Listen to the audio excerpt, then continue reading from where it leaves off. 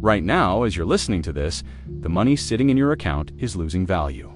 Not next year, not next month, right now. In the time it takes you to finish this video, your purchasing power will have decreased. And the terrifying part, this isn't new. It's happened before. 5 times, same pattern, same warning signs, same ending. And we're at stage 7 of 8, 1923. A German teacher named Karl carried a wheelbarrow full of cash to buy bread. The wheelbarrow was worth more than the money inside. 2025, an American teacher swipes 3 credit cards for groceries. Different century, different methods, same trap.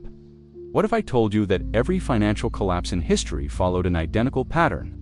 And what if I told you we're watching it happen again, in real time, and most people have no idea? Your grocery bill jumped 40% in 3 years. Your rent increased while your paycheck stayed flat. That's not bad luck. That's not just inflation. It's stage 7, and there's one more stage left. To understand where we're headed, we need to go back. Not decades, centuries, because history doesn't repeat, but it rhymes. And right now, the rhyme is getting louder. What I'm about to show you isn't taught in economics classes. It's not on the evening news, but it's documented, proven, and archived in every major historical record. And once you see the pattern, you can't unsee it. Here's what they don't tell you. Every major empire in history believed they were different. They thought they'd figured it out. Better technology, smarter leaders, stronger institutions. Rome thought they were invincible. Weimar Germany had the world's most advanced central bank. The British Empire controlled 1/4 of the planet. Japan built an economic miracle. America created the world's reserve currency. All of them are confident. All of them are wrong. The pattern has 5 stages: prosperity, expansion, overconfidence, debt, collapse. It takes decades to unfold, sometimes centuries. But once you reach stage 7, the timeline compresses. Things happen fast, too fast to stop. If your grocery bill increased and your paycheck didn't, that's not random. It's part of a 2,000-year pattern, and we need to talk about what comes next. Let me take you to Rome, 235 AD. The empire stretches from Britain to Egypt. Trade routes connect 3 continents. Gold coins clink in merchant hands. The denarius, Rome's currency, has held stable for 300 years. Citizens trust it completely. They should. It's 95% pure silver. The empire feels eternal, unstoppable, invincible. But Emperor Septimius Severus has a problem. Wars are expensive. Soldiers demand higher pay. The treasury is running low. So he makes a decision that seems small, logical even. He reduces the silver content in the denarius from 95% to 90%, just 5%. Nobody notices. Nobody complains. The coins look identical. They spend the same. Problem solved. Or so it seems. 10 years have passed. Another emperor faces the same problem. He reduces silver content to 80%, then 70%, then 50%. By 268 AD, the denarius contained just 5% silver. A coin that was once 95% pure precious metal is now 95% worthless copper. Source: The Roman Empire, Economy, Society, and Culture, by Peter Garnsey. Marcus was a grain merchant in Alexandria. His father had saved denarii for 40 years. Those coins were their retirement, their security, their legacy. In 260 AD, those savings could buy a year's worth of grain. By 270 AD, they couldn't buy a week's worth. 10 years, that's all it took. Marcus watched his father's lifetime of work evaporate. Not stolen, not lost, just ... worthless. The coins were still there, sitting in clay jars. But they couldn't buy anything. That's what currency collapse does. Not to governments, to families, to you. Bread prices doubled every month. Then every week, merchants stopped accepting denarii altogether. They wanted gold, olive oil, anything real. The currency system collapsed. Trade networks fractured. Cities that had flourished for centuries emptied out. Unemployment soared past 50%. Source: The Fall of the Roman Empire, by Peter Heather. This wasn't a recession. This was the unraveling of an entire economic system. And it started with one simple decision. One small change to the currency. Sound familiar? 3 warning signs appeared before the collapse. First, currency debasement. They reduced the silver content gradually, thinking nobody would notice. Second, Price instability. Merchants couldn't predict costs from one week to the next. Third, loss of trust. Eventually, people stopped accepting the currency altogether. Your rent increase. That's sign 1. Does your grocery store change prices weekly? Sign 2. We're getting close to signing 3. But here's what historians discovered recently.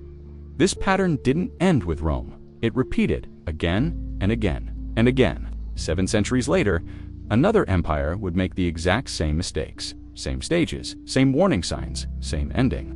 Let me take you to Spain. 1556. The Spanish Empire just discovered the New World. Gold and silver pour into Seville by the shipload.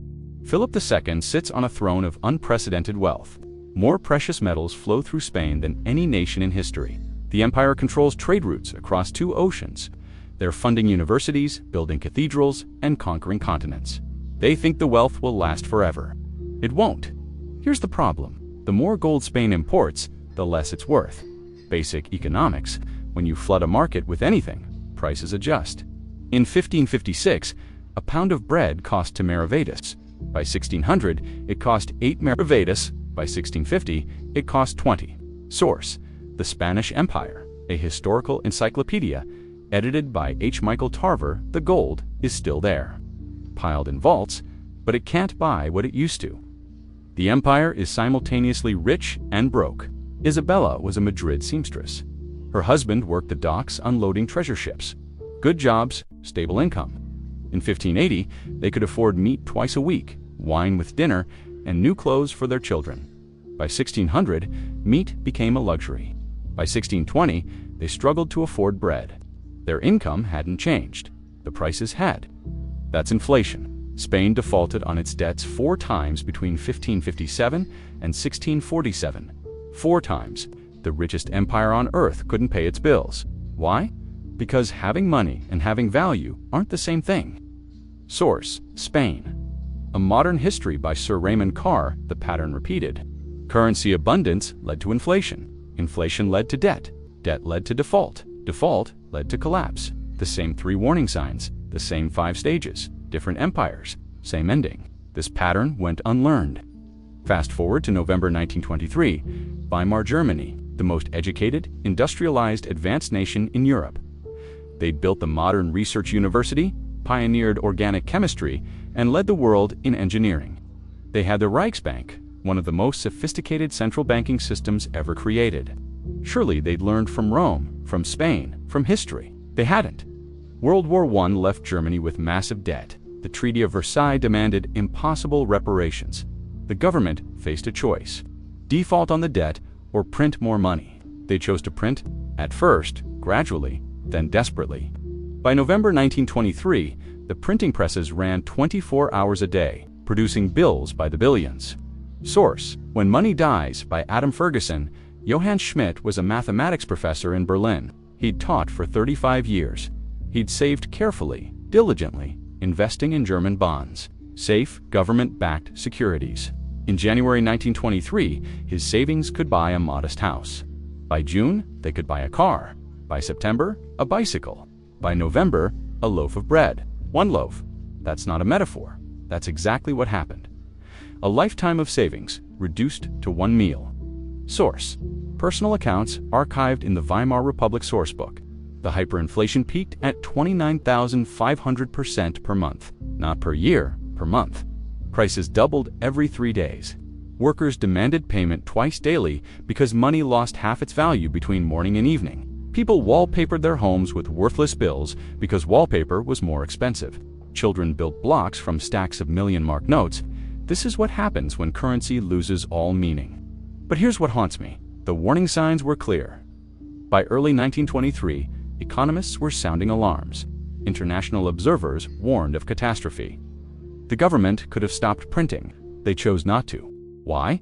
Because stopping would mean facing the debt immediately. Continuing meant postponing the pain until they couldn't anymore. Sound familiar? Kicking the can down the road, hoping something changes. It never does. The aftermath devastated a generation. Unemployment hit 30%. Source: German Federal Statistical Office historical records. The middle class vanished overnight. Life savings meant nothing. Pensions became worthless. People who'd worked their entire lives had nothing. And here's the connection nobody talks about. That economic chaos created the conditions for political extremism. Desperate people accept desperate solutions. The hyperinflation of 1923 set the stage for 1933. One crisis led to another. Economic collapse creates political instability every time. That lesson went unlearned again. October 29, 1929, Black Tuesday, the New York Stock Exchange crashes. Fortunes evaporate in hours. The Roaring Twenties slam into the Great Depression. Banks fail by the thousands. 9,000 banks closed between 1930 and 1933. Source: Federal Reserve Historical Database. People lined up for bread. Unemployment reached 25%. Families lost homes, farms, businesses built over generations. The American dream became a nightmare. But here's what most people don't know. The Great Depression wasn't sudden. The warning signs appeared throughout the 1920s. Agricultural prices had been falling since 1925. Consumer debt had been rising steadily. Stock prices had disconnected from underlying economic reality. Source: The Great Depression. A diary by Benjamin Roth. The crash was predictable. Economists saw it coming. But momentum is powerful. When everyone's making money, nobody wants to hear warnings. Until it's too late. Sarah Henderson worked at a textile factory in North Carolina. She'd saved $1,200 by 1929. That's equivalent to about $20,000 today. Her life savings, when her bank closed in 1931, that money disappeared, not reduced, gone. The bank failed, and depositors lost everything. There was no FDIC insurance yet. Your savings, only as safe as the institution holding them. Sarah never recovered financially. She died in 1962, still working at age 78, because retirement was no longer possible. One collapse, one lifetime altered. This collapse set a pattern. 50 years later, it would repeat in a different empire. Japan, 1986. The economy is booming. Real estate prices skyrocket. Stock markets hit records daily. The Nikkei index reached 38,915 on December 29, 1989. Tokyo real estate has become the most expensive on Earth. The grounds of the Imperial Palace are valued higher than all of California. The Japanese miracle seems unstoppable. Economists predict Japan will overtake America. They're wrong. By October 1990, the bubble burst. The Nikkei fell 63% over 2 years. Real estate prices collapse 87%. Source: Bubble Economy. Japan's Extraordinary Speculative Boom of the 1980s by Christopher Wood. Retirement funds vanish. Banks fail. The lost decade begins. Except it wasn't a decade. It's been 35 years. Japan still hasn't recovered. The Nikkei didn't reach 1989 levels again until 2024. Think about that. 35 years of lost growth. Takashi Yamamoto worked for Mitsubishi for 30 years. He'd saved diligently, invested in Japanese stocks and Tokyo real estate, standard retirement planning. In 1989, his portfolio was worth 85 million yen. By 1992, it was worth 30 million yen, a 65% loss. His retirement plan evaporated. He worked until 72, not by choice, but by necessity. The same pattern, the same 5 stages. Different countries, same ending. Notice something. The same 3 warning signs, every single time. First, asset prices disconnect from reality. Second, debt accumulates to unsustainable levels. Third, everyone believes this time is different. It never is. Rome thought they'd mastered currency. Spain thought they'd found infinite wealth. Germany thought they could print their way out. America thought markets would rise forever. Japan thought their system was superior. All wrong. But here's the part that should terrify you. We're watching it happen again, right now. The pattern is repeating, and we're at stage 7. Let me show you the numbers. As of October 2024, the U.S. national debt stands at $35.7 trillion. That's $270,000 per taxpayer, not per household, per taxpayer. Source: U.S. Treasury Department, October 2024. In 2000, it was $5.7 trillion. In 2 decades, we've increased the debt by $30 trillion. That's not sustainable. That's not normal. That's Rome reducing the silver content. That's Spain flooding the market with gold. That's Weimar running the printing presses. Here's what that means for you, for your household.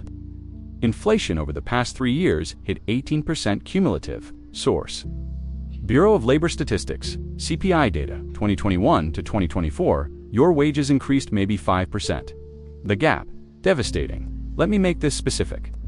A dozen eggs cost $1.50 in January 2020. Today, $5.20. Source: USDA Agricultural Marketing Service, October 2024, that's a 247% increase. Your salary didn't increase 247%. Average rent in major U.S. cities climbed 35% since 2020. Source: Zillow Rent Index. September 2024, if you were paying $1,500 monthly rent in 2020, you're paying $2,025 now.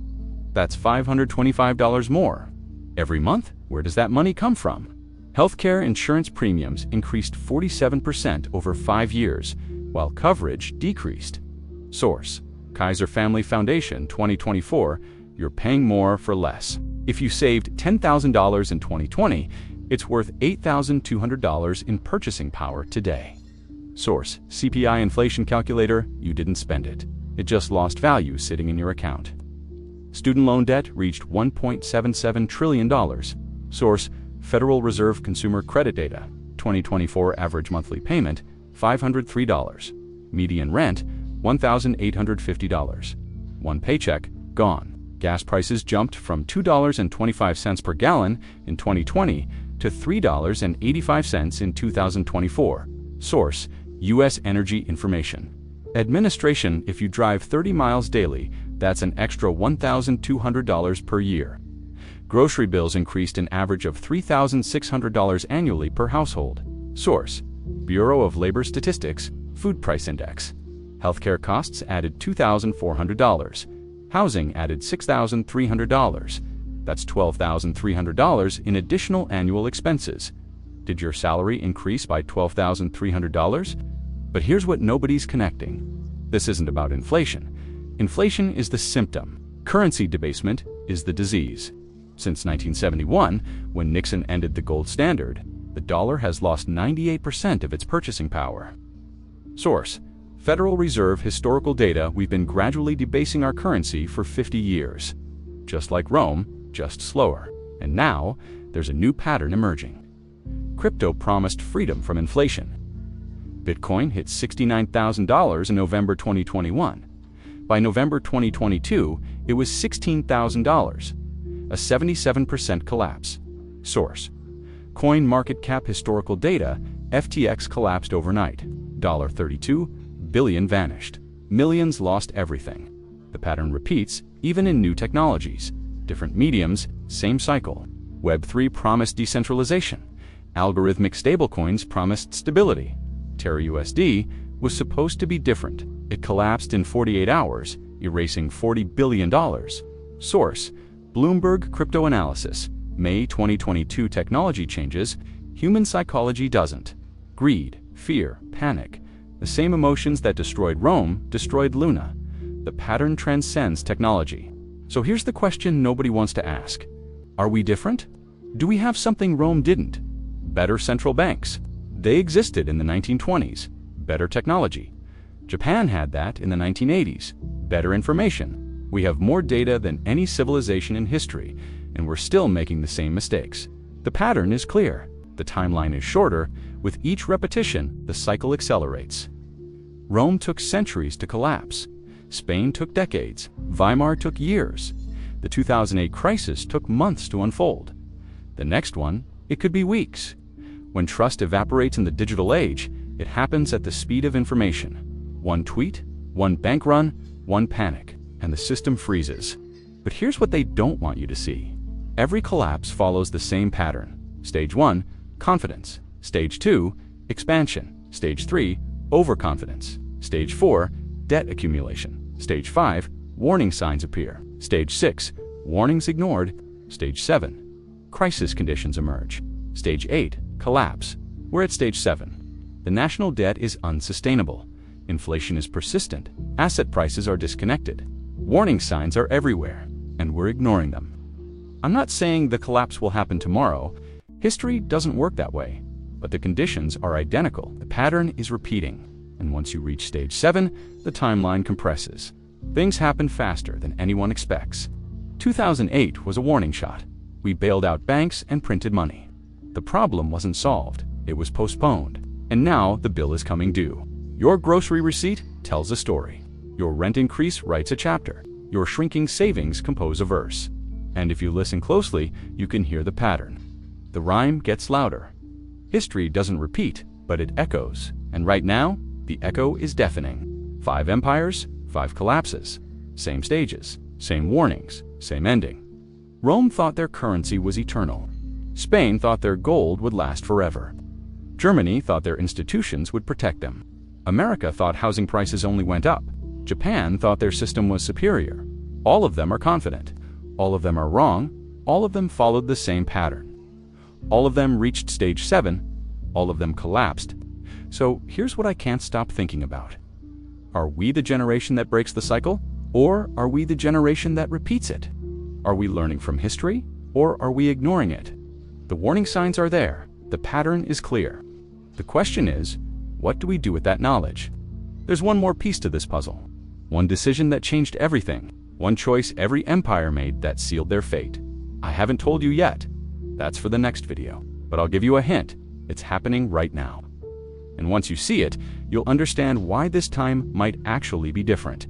Not in a good way. So let me ask you this. When did you first notice things changing? Was it at the grocery store? The gas station? Your rent? That moment when you realized your paycheck doesn't stretch like it used to? Drop a comment.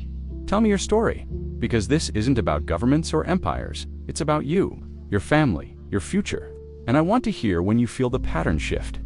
If this made you think differently, if this connected dots you hadn't seen before, subscribe, because we're going to keep following this pattern. Keep revealing the connections.